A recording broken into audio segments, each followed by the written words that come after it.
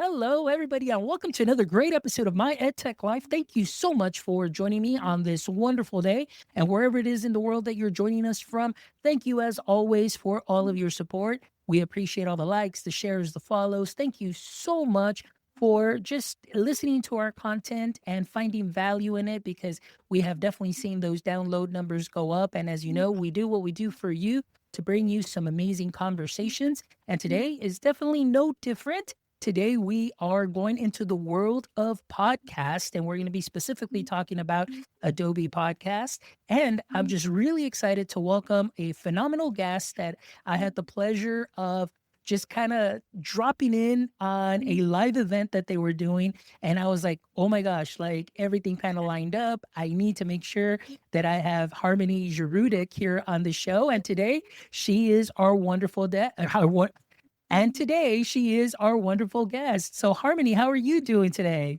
I'm doing well, Fons. Thanks so much for having me. I can't believe we're already into February, and yeah, super excited to be here. Oh, you're telling me. I mean, living in the world of education, I mean, time is definitely flying. I mean, yeah. Best. So I totally. I mean, but thank you so much for being here. And I'm glad, like I said, I dropped into that live session that you guys were doing. And Dave Jackson it was his turn at that time. And I was like, oh, okay, I know Dave and I'm very familiar with Dave.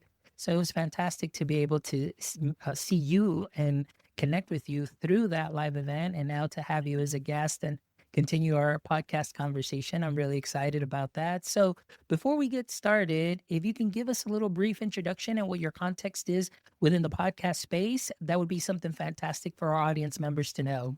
Yeah, happy to. So, I currently lead customer education and success for Adobe Podcast. We are a relatively younger product within the larger Adobe ecosystem. So, product's been around a little over a year now. Previously, I was at a company called Descript, a similar product. So, been in the podcasting product space for 4+ years now at this point.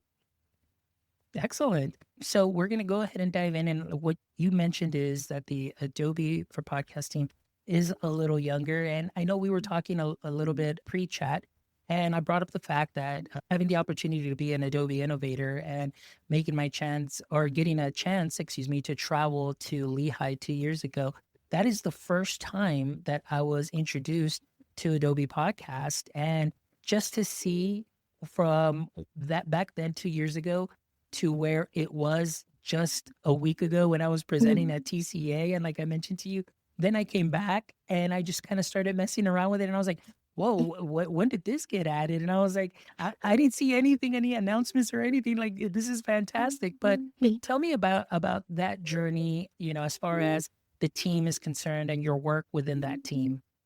Sure. Yeah. So for folks that are brand new to Adobe Podcast, in short, it's a AI powered audio recording and editing tool, really designed to help podcasters and content creators create high quality audio content without getting bogged down by the technology. So it's super simple to use. And it actually started off as kind of like what we call a quick action, the enhanced speech feature, which I think you're familiar with.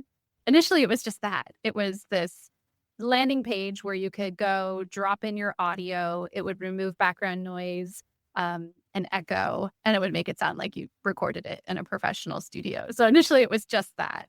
And from there, then we're like, okay, where can we take this? And so we saw, there was a need within Adobe. Like, we're like, we don't have like a tool that's out there for recording podcasts. So let's build remote recording into the product as well. So we have this feature called Studio that allows you to do remote recording. You can send a guest a link, or you can do solo recording as well.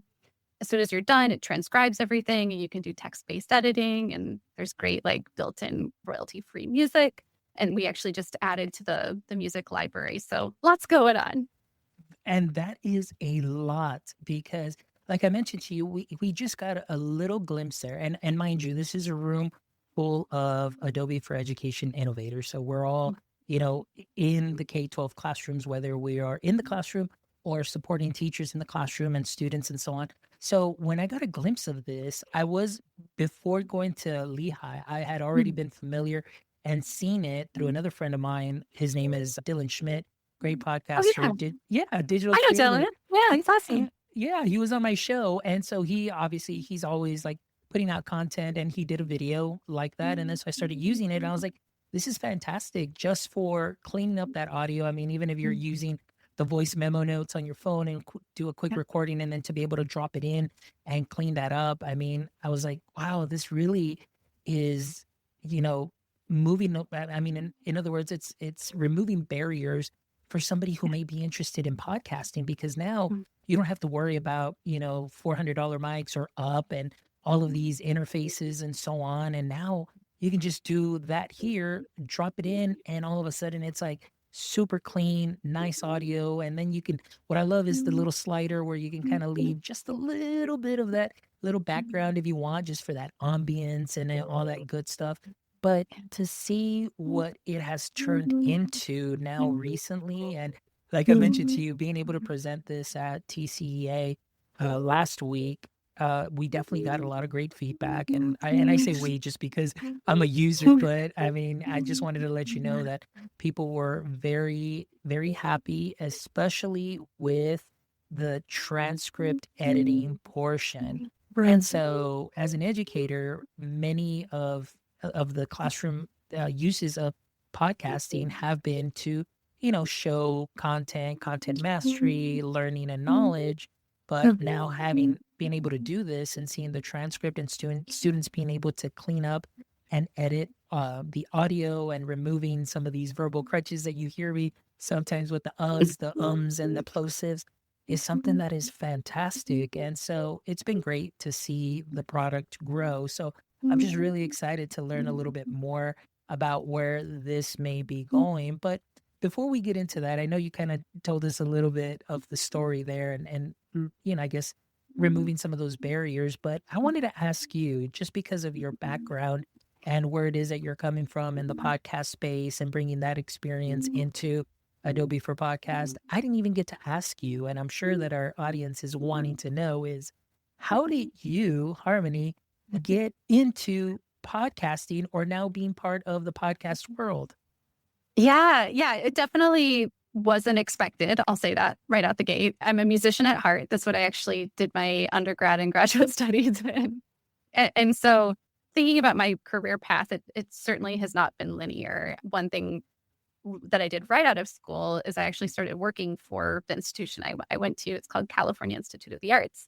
And I loved just like working with students, helping them, like, we would do informational sessions. I talk about all of the, 6 different departments and be like, okay, so you're interested in music technology. Let's dig into that a little bit more. What type of skills are you trying to hone? And so became a counselor and recruiter.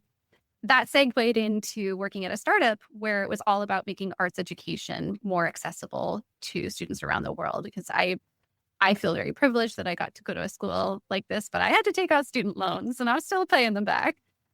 So, the goal of that startup was really to just make that type of education more accessible, to get college credit. And through that, that's kind of when my e-learning journey started. So we built a learning management system from the ground up that was really bespoke to the arts and creative technology. So I wore many hats. I was a producer, one support team for a while. And so we took on-campus courses and then turned them to, it was like during the MOOC boom where like Coursera and edX. So we did pre-production, brought instructors to a green screen, filmed them. Fast forward, then I segued into like kind of like HR compliance training, got a little bit more familiar with Cornerstone LMS and building those types of online courses. And then then at that point I segued it to Descript, and I fell in love with the product. It's like this is great. There's so many things that you can do with it, and that's kind of when my podcasting journey began. That is fantastic. Now, let me ask you too. Being like you mentioned, your passion for music. I myself too am very passionate about music and play several instruments. But is there a particular instrument that you grew up playing that you really favor, or are you just like myself, kind of like a multi-passionate creative, and you just learn a little bit of every instrument? Yeah, so I'm primarily a vocalist, Oh, but I grew up taking piano lessons before vocal lessons. So it was great having that foundational knowledge. Kind of branched into like doing some singer songwriter stuff, but then trained classically as a vocalist. nice. Yeah. Excellent. Well, I mean, all of that, I think, honestly, really ties into your current work. And like, you mentioned, you went from that to a different company, Descript, and then, learning about that. And then just now also coming out to Adobe and just to be able to help and grow that and have that vision too as well. I think that that's something that is fantastic. So, your experience, now you worked for this company, Descript, and then now you work for Adobe. How long were you at Descript for? About like 3.5 years or so. And Descript is also a startup. I started when there were a little less than 50 people there. And now it's like, I think it's tripled at this point.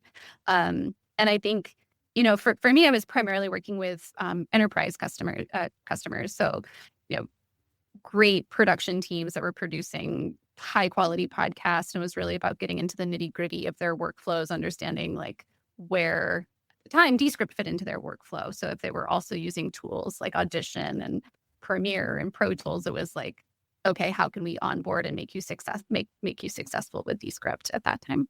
Excellent. Well, that's fantastic because, like I said, I'm thankful for you and your experience, and obviously your passion that you have. Just because seeing you, with these events and having Dave on, and just having a wonderful speakers, and then I know you and I have been going back and forth, as far as messaging. But I'm just really excited where Adobe Podcast is going now because, like I mentioned, I can't stop talking enough about it because of my experience with it, and also because I've had the opportunity working at a district as a digital learning coordinator. I get the opportunity to work with educators and they going into teacher classrooms, and maybe they have a project and they just want to do something a little bit different, or in Mm, this case, I'll go into libraries and I'll give them an idea of how they can go ahead and leverage the power of podcast for doing their book reviews and little things, or little mini pods, micro pods for just giving reviews on books, main characters, little things like that, just so it builds up just that community, and also for the students to be able to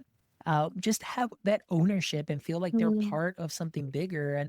And what I see here is, as you bring your experience in with the rest of the team, I think that this is going to be something that's going to be fantastic, and I look forward to all the great things that are coming. So, with yeah. your background in education, and then of course going into the market as far as Descript, working with enterprise customers, what do you find is maybe a couple of the biggest barriers of entry that maybe some people that may be interested, because as our audience here, we have a lot of educators that maybe are interested in starting a podcast, but they don't know where to start and how to get started. So with your experience, what would be some actionable steps for them to say, hey, this is a way that we can remove that barrier and that you can just click record and start producing something? Yeah, I think like first off, there's a lot of fear or apprehension to even just like push the record button, right? Like, so I think on one hand, there's a lot of like kind of pre-production stuff you can get out of the way, like while you're getting over that fear of hitting the red record button. So it's like planning, doing research on the people that you're interviewing, like figuring out who your audience is and coming up with some personas and figuring out like, talking to people like, is this even something that is going to be worthwhile? Like getting, diving into and then I think like also the tech, it can just like, it can bog people down. I think we're at this point now, it's 2025, the market's pretty saturated with different tools out there. Like if you search for recording, transcription tools, like there's just so many things out there. And so I think one is just like give yourself time to try out different tools. I don't think there's like a one size fits all, right? Like it's, use the tool that's going to be most conducive to the way that you or that works well based on your workflow. And also just allows you to be able to like get into interesting conversations and not get bogged down by the technology and be able to focus on the story. So I would say like test out different software, see what works best for you after, doing that bit of research. And I would also say like record yourself and probably throw away the first things that you record. You may come back, and listen to something and see or hear it with a different lens and be like, oh yeah, like I'm really glad I, did a couple practice rounds. Now I'm going to come back at it a little bit more informed based on what I heard the first time around. And maybe it was just like the filler words. It was like, oh man, I said and like so many times. So I've got those few practice episodes under my belt. I'm going to come back even more prepared.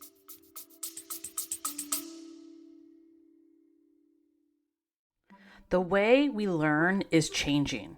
Are you ready to transform education?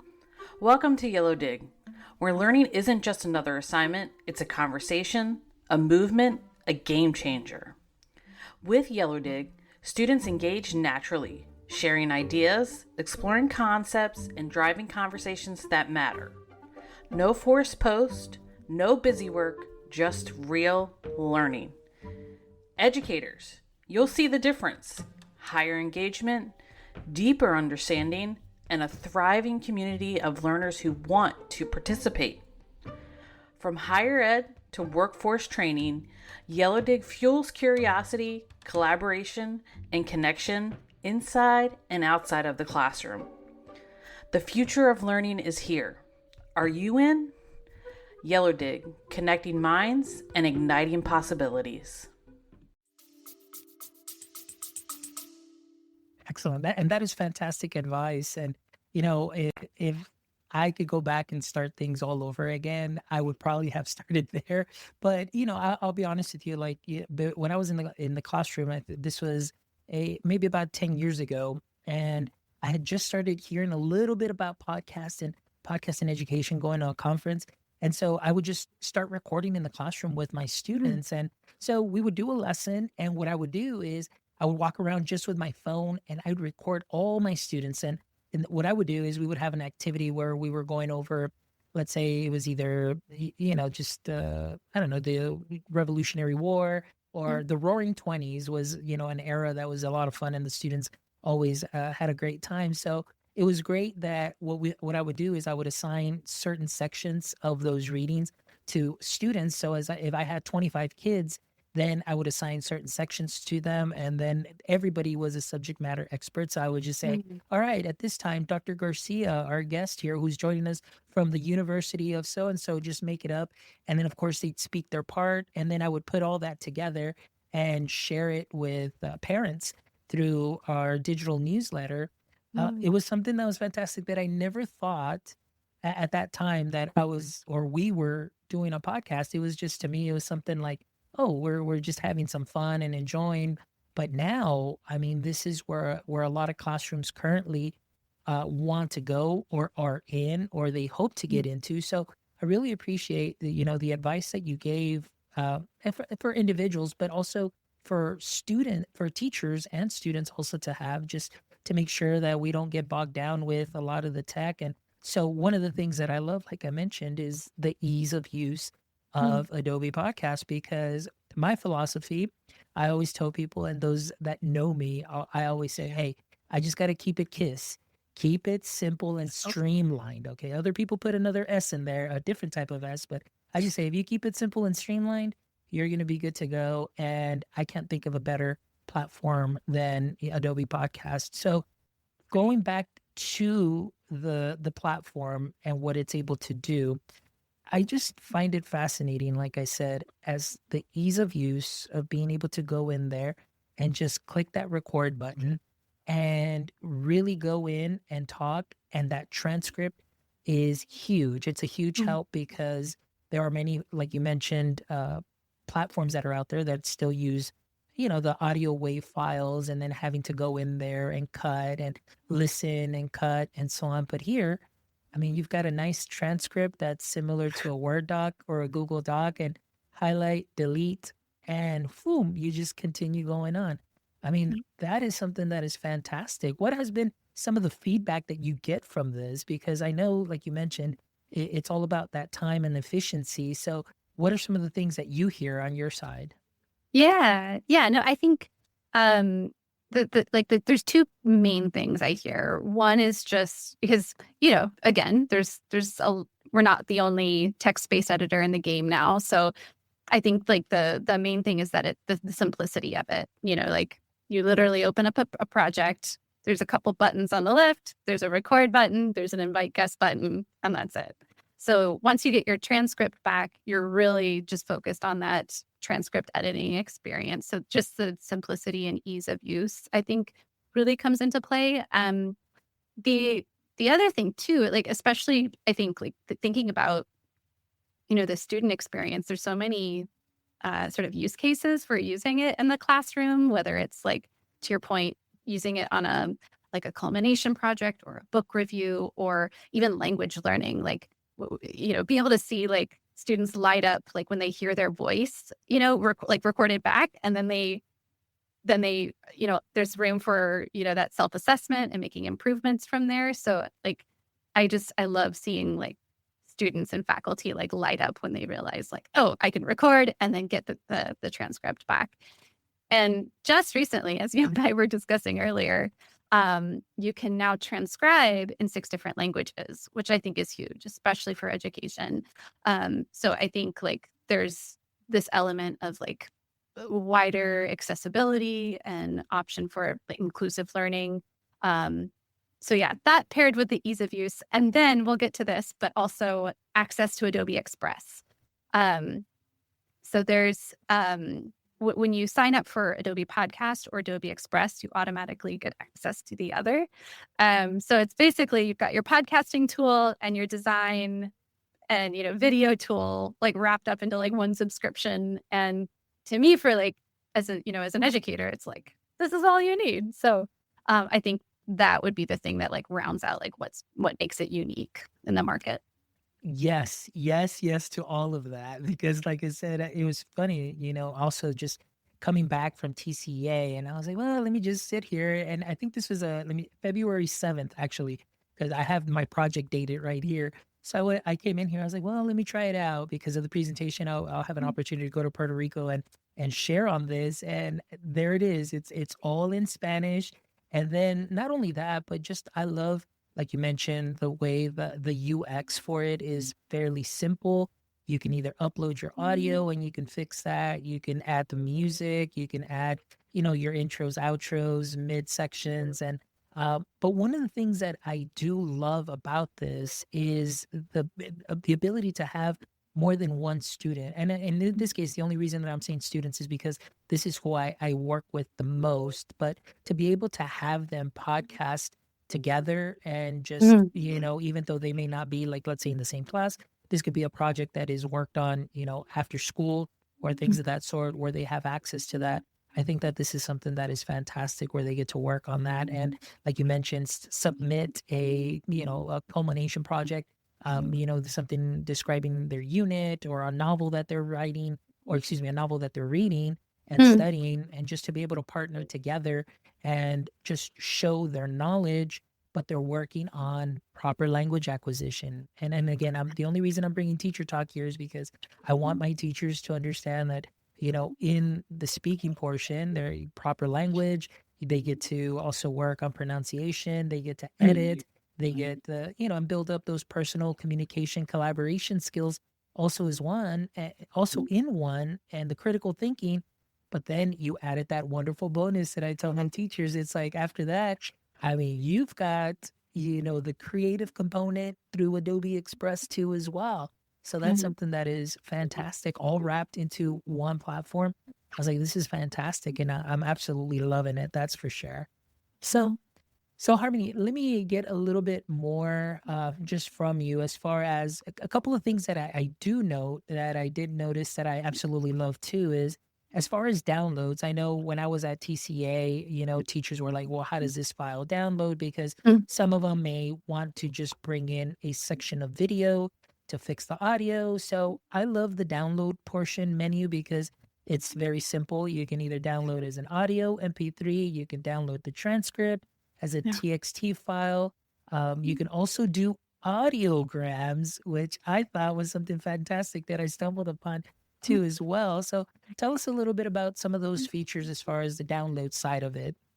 Yeah, absolutely. I think that's kind of like the last piece in the workflow of like, okay, I've recorded, I've edited, I've gotten it perfect. I've maybe enhanced and added my video. So now how do I get it out and share it with either with my classroom or share it with the world?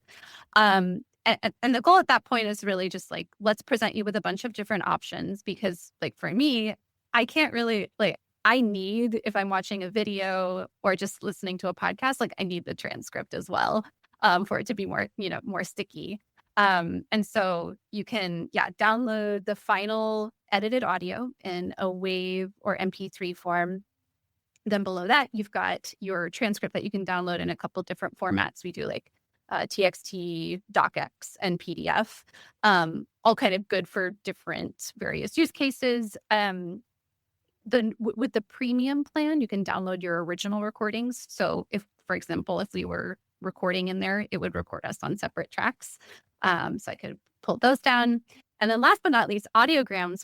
I think particularly in podcasting for folks that are doing audio only content, this gives you a really kind of easy way of converting your audio into engaging video really quickly. So what you're seeing in the platform right now is kind of like V1. It was kind of like, here's what the initial iteration of this looks like. But as you want to be able to like change the background color. You want to add your logo and your branding. So that's like basically like what's to come next. But yeah, we needed to get that MVP out. Yes, no, but that's so exciting. And if you don't mind, what I'm going to do here is I'm going to go ahead and just do a quick share screen. And then what I'm going to do is I'm Yeah. just going to demo the audiogram that I created. Perfect. And of course, this is going to be in Spanish. And like I mentioned, when I came back from TCA, I was like, all right, I'm so excited. I get to present this in Puerto Rico and I have to do my presentation in Spanish. But oh no, I noticed that it said, hey, it does not transcribe in other languages other than English still. But now this is what I love. And so check out this great audiogram that I was creating. And thank you, Harmony, and the rest of the team, because like you said, I know that this is going to change later on, but first you got to take those baby steps. But this is huge. So let me share with y'all what you can do. Hola, mis amigos. Estoy muy contento de estar aquí con ustedes para presentar sobre podcasting en la aula. So again, that's just a quick little demo, again, of what you are able to do through Adobe Podcast. And this is really exciting because, again, living in this time where, it's content creation. And even as educators, I know many times we feel, and I know I feel many times that our students have become consumers in the classroom of content, but now this is a great opportunity to allow them to be those content creators where they're creating something that essentially didn't exist. They're bringing it to life by clicking that wonderful little record button. And that's something that is fantastic where they can also see their transcript. And I'll bring this in here also as well. Like we were talking about the transcript portion right here. And so this is just a quick little recording that I did, but I just wanted to share with you, and what Harmony and myself have been talking about is just the ease of use where now I can go ahead and just take this whole section here, click delete, and I have just cleaned up my transcript. If I want to bring it back, I'll just do Control Z and then do some other edits. But this is something that is great, that has definitely lowered the barrier to entry for our educators, for our students, and especially for school districts that are one-to-one Chromebooks. Even on a Chromebook, one thing that I have done and shared is you can always have two students, pair up with one Chromebook and they can still record the podcast together, and they can still do some of those edits. Or you can just, the teacher can go ahead and buy a nice USB mic or through the district, and I plug in a nice USB mic that's very inexpensive, and then the students can go ahead and share the mic as they're speaking their parts, because now that barrier of entry is no longer there. You don't have to be bogged down with, well, no, I need a Rodecaster Pro. Nothing wrong with having that, but the expense that it has, and then also to just be able to record 4 students at a time, because you're not going to have a Rodecaster Pro for every set of students, which would be great if you did. But this is a great way where you don't have to spend a lot of money and you're still going to get some great quality outputs too as well. And this is really exciting. So Harmony, we talked a little bit about this. So what's on the roadmap? I mean, the things that you might be able to disclose. I mean, I would assume that like you talked about, there would be those options on the audiograms to be able to, like you mentioned, change the color, put in some graphics, and tie it in more to that either Adobe Express, or is it something that will be here within or built in within Adobe Podcast? So, as I mentioned, we just added multi-language transcription. Previously, you could only do it in English.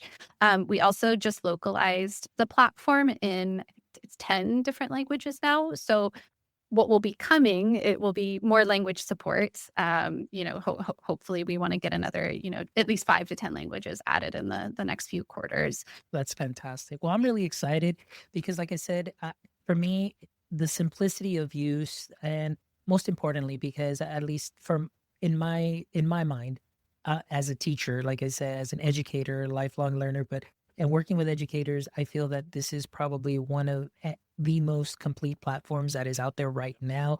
That has the ease of use with the transcript. Like I mentioned to you, I saw some demos with other platforms that do the transcript, and it was not very user friendly as this is, where you have everything just on one screen. You highlight, backspace, delete, and you're ready to go. And you really don't waste any time. You've got your built-in sounds. You've got, your wonderful filters too, like I mentioned, where you can either strengthen the clean voice and remove some of that background and clean things up, or just, tweak it just enough where you can have that little ambient sound and just bring in that authentic audio. It's up to you. But like I said, the ease of use, being able to invite guests, podcast together. What I'm seeing is the amazing value of all students in an Adobe district that have access to Adobe Express to be able to take that creativity to that different level and be able to speak their learning, share their learning in a wide variety of ways where they'll be able to speak it, do some design work behind it, and just really have a complete finished product that looks fantastic. And of course, that's something that really excites me, and it's really going to engage the students as well, rather than the typical worksheet or digital worksheet, even because many times as educators we just take the same worksheet, but we just digitize it and say, okay, we're using tech. But in reality, you're just substituting and doing the exact same thing. But here, oh my gosh, you've definitely opened up just so many more ways that the students can show their learning and their mastery of the content. So this is exciting, Harmony. I appreciate what you and the rest of the team are doing. And thank you so much for the wonderful shares as far as what will be coming down the pipeline. And that is very exciting for sure. Absolutely. You actually made me think of one more thing, and that's hitting on our enhanced speech tool. So we recently released V2. And based on some feedback that we were hearing, there was kind of a need to have like a little bit more control over how much background noise you want to bring in versus how much you enhance the voice. So we're going to be making some improvements to the slider experience. So it'll be, instead of one single slider, we're going to add a second one, just so that you have a little bit more mixing control. So that actually, thinking of like, sounds in the classroom, maybe you want to hear some of the background voices of like, maybe the teacher's lecturing, but you want to hear a little bit of the excitement that's going on in the classroom. So you can have a little bit more control over that. Perfect. And so I'm going to go ahead and just share my screen here one more time. And this is what we're talking about, because currently you have the enhanced speech right here, and you can either turn that off or turn that on. And I know you've got the slider option here where you can go full 100% or just kind of tweak it down a little bit. And so you're saying that now you would have some multiple sliders here to just really tweak it and just really catch that extra little ambiance and background. Just, have it maybe just a nice little subtle touch there in the background.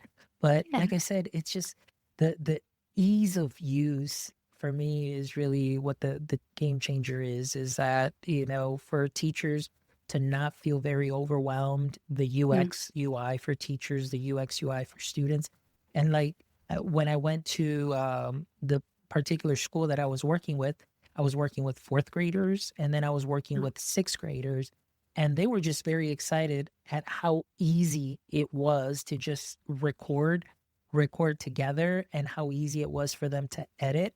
And so, like I mentioned, this is something that even the students really enjoyed and gave me some great feedback. And of course, the librarian and the teachers that I work with also gave great feedback with this and, about the platform, because, it just makes that less, I guess, nerve-wracking that as a teacher, you feel like, oh my gosh, I've got to learn this whole other platform and I got to learn all of this. It's like, no, the kids can become those podcast subject matter experts right away and help each other immediately because of the UX and the UI. Absolutely. Yeah. Excellent. Well, Harmony, thank you so much. I really appreciate you spending a little bit of time with me here. And I don't know, I know in this episode, guys, I know you guys are listening and you're probably like, oh my gosh, Fonz really sounds really excited about this.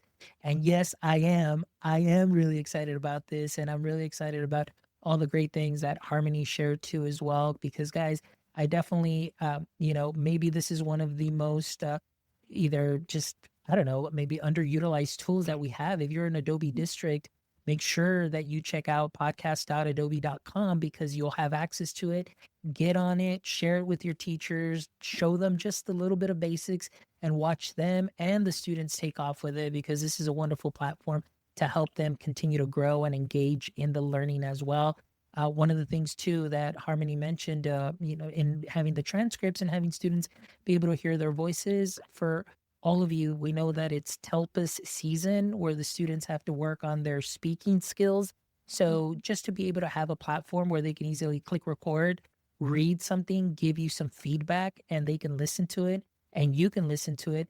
Now you have a digital artifact that you can save and you can show progress and growth from the beginning of the year to the end of the year as far as language is concerned.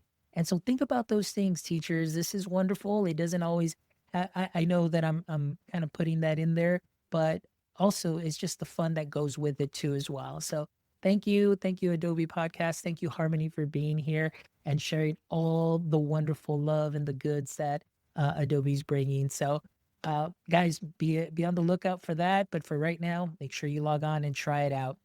All right, Harmony. So before we wrap up, as you know, here on the show, we always love to end our episodes with these last 3 questions. So hopefully you are ready to go. All right. Let's All go. right, here we go. So question number 1. All right. We know that every superhero has a pain point. And for Superman, that kryptonite weakened him or it just caused, just some weakness in him. And it was just that, like I mentioned, a pain point. I know I'm sounding very repetitive, but I want to ask you, in the current state of education, what would you say is your current edu kryptonite? It's a good question. Well, I have 2, if that's okay. Is that all right? Absolutely. The more the merrier. Okay, awesome. Well, I think one is just sort of this theme around access to AI tools for instructors in general and providing adequate training and even professional development opportunities to teachers so that they can really effectively determine what AI tools are going to enhance their classroom. Obviously, there's so many tools out there. And so I think without that, a lot of educators, they're going to struggle to integrate AI into their classroom or even just be able to talk about AI from an informed point of view so that they can be getting their students prepared for the future to, what's to come. And then I think the thing that piggybacks on that is having AI policies and best practices in place so that, when parents, need to make an informed decision about where to send their kids, there's, there's rigor around that. There's been a rigorous process in place that informed, this is, these are the tools that we allow, that we have incorporated. And then maybe we're also piloting some stuff, but there's process around that. So that's my take on that. I think that's fantastic. And I think that a lot of school districts now, I know it's been, it'll be 2 years plus and since, ChatGPT. And of course, still there are school districts that don't have a policy yet and aren't quite sure because it's just so much information out there. But I think I absolutely love and agree with what you said, especially is informing parents to allow them to make those informed decisions too as well and seeing is this something that is going to be useful for my child or not? Is the district making sure that they're taking matters into, any matters that may pop up if they're ready to go and mitigate anything that may happen? And because the last thing we want is we don't want our students to get hurt, by something that a chatbot replies, or obviously also the fear of data and data Yeah. breaches and things of that sort. So I agree with you 100%. All right, question number 2, Harmony, is if you could have a billboard with anything on it, what would it be and why? It's a good one because there's like so much that that comes to mind. But I think something to the extent of like stay true to yourself and keep learning. Like I think, but been in the industry for a while now, and I think like life is just too short to not be yourself and not be authentic. Like I've spent a lot of time like being a people pleaser, which I think I am still to an extent, but you just have to let others see the real you, and I think like that's one of the things that I just really love about being behind a product like Adobe Podcast is like we're trying to empower people through the use of innovative technology while keeping it as simple as possible so that people can focus on their craft and story. I love it. I love it. And I think like too, the like you mentioned, authenticity this is a great tool for students really to also just be very authentic and not just see this like also like, hey, like I'm just creating an assignment and things of that sort, but also to be able to just bring a little bit of themselves into this particular project and just, work on their true authentic voice and hear that out in at such a young age. And I think that's something that is important too as well. So I really love that you said, and just again, authenticity definitely goes a long way. All right, the last thing, Harmony, last question is if you could trade places with one person for a single day, who would it be and why? So good. Like my artist side of me was like, I'd want to go be like a famous like singer for a day. So like I thought of like Whitney Houston, Shaka Khan, just like after, a day in the life of like one of those amazing concerts, right? But more on a person, like on a more family kind of sided note, I would say Eliza Spalding. And she is my great, great, great, great grandmother. She was one of the first women to cross the Oregon Trail with Narcissa Whitman. She was a Presbyterian missionary that immigrated from the West Coast to the West Coast, East Coast to the West Coast. And she just has an incredible story, like, living in the 1800s and traveling across the states. And, my dad actually recently wrote a book about her life and story and working with the Nez Perce community. And it was just a really beautiful story. So I'm just like, oh, what would a day in the life of Eliza? What would that have been like? So that's been top of mind lately. Yeah, that's fantastic. Actually, if you see me looking over yours, because I did a quick Google search and just, being able to see what popped up, I was like, oh my goodness, this is amazing. And so this is great. This is fantastic. So now I'm going to definitely look up a little bit more information. But Harmony, just thank you so much just for your shares. Thank you so much just for, what you're doing. I can't speak enough. I guess it's just the podcaster in me really wanting to help students and teachers do the same, but and tying in that education aspect, the lessons and so on, and how it could also turn into a podcast and how this could be a way to also assess learning in a different way.